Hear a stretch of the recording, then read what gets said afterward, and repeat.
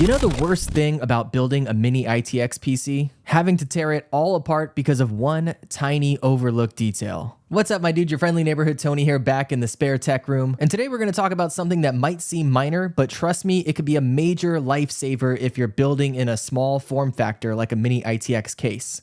Fan grills. And before you click away thinking, okay, it's just a fan grill, let me explain why this tiny upgrade could save you hours of frustration. Now, if you saw my Mini-ITX build video, which by the way, if you haven't, it's linked right up here, you know that my new PC is kind of a beast when it comes to video editing and gaming, all packed into a tiny case. And building in such a small case was no joke. Every millimeter counts, and getting everything in there without running into space issues was tough. But here's the thing no one warns you about: cables. Yes, cables. They're everywhere in a small build, and trust me, they love to sneak into your fans, causing that lovely clicking sound. And it's not just annoying, the cables can actually slow down your fans, which means less airflow, higher temperatures, and worst case scenario, permanent damage to your fans or hardware. Overheating is a serious problem, especially when you're dealing with a small case and pushing your system hard during editing and gaming sessions. Now, I didn't want to risk that, especially with the kind of power I'm pushing in this machine, and that's where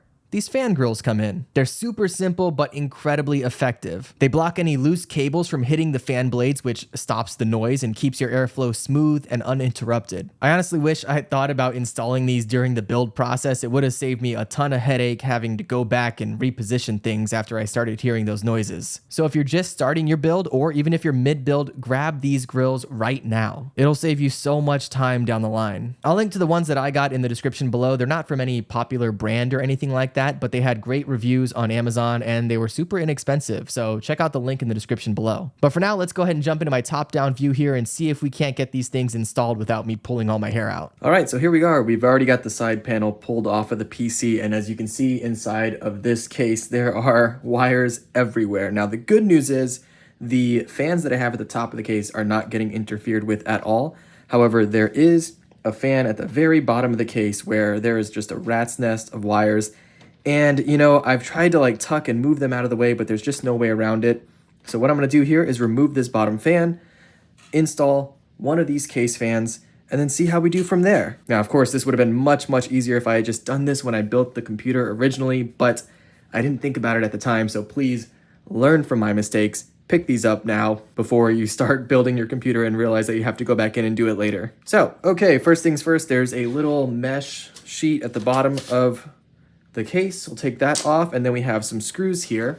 Let me see if I can flip this upside down. And as you can see, we have 4 screws holding this fan into place, so we're going to want to remove that and take the fan out first. This should be pretty straightforward, but because of how small the case is, it can be a bit of a hassle. So again, do this first. Do not be like me. It's just a pain in the butt to have to go back and do this again after the fact. So here we go, removing all 4 of these screws. Now the fan, because there's so many wires in there, I'm not really worried about it dropping or anything like that because it has nowhere to go. And now we'll flip the case back over and slide this fan out past all these wires. Keeping in mind that the fan is plugged in, so you don't want to yank it out completely. And there we go, easy peasy.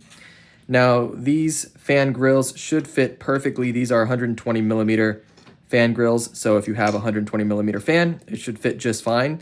You do want to make sure that you have it set up the right way. This was upside down, and you can tell because it is basically slightly curved, so that would be going into the fan. You want it to not do that, so make sure you put it on the right way. And as you can see, the 4 holes here all line up with the holes on the fan itself, so it's perfect. And it even comes with its own set of screws, so we'll use that. Now this was a 4-pack that I picked up for like $6. And if I needed it for my other fans, that's great, but I don't, so that's great for me. Hopefully it's the same for you. If not, though, $6 is a total steal for the safety, security, and just comfort and peace of not having to listen to wires slamming into your fan blades all the time. Hey, real quick, if this video is helping you out at all, can you do me a solid and like the video? I'm really trying to get to 1,000 subscribers by the end of the year, so if you want to subscribe as well, I'll love you forever. All right, back to it. So here we go.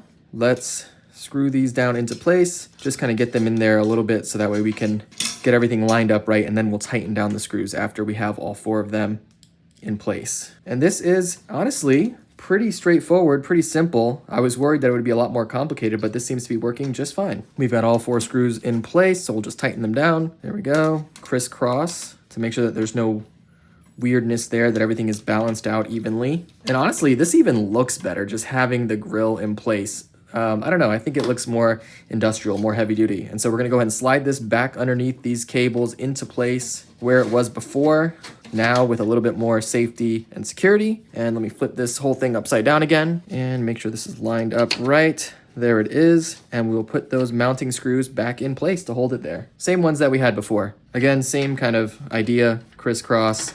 As we mount it, don't tighten them down all the way just yet because you want to make sure that everything fits correctly into place. And there we go. I'm so excited to fire this thing back up to see if I'm still hearing anything, but I don't think I will be, which is amazing. There we go. Screws are all tightened down.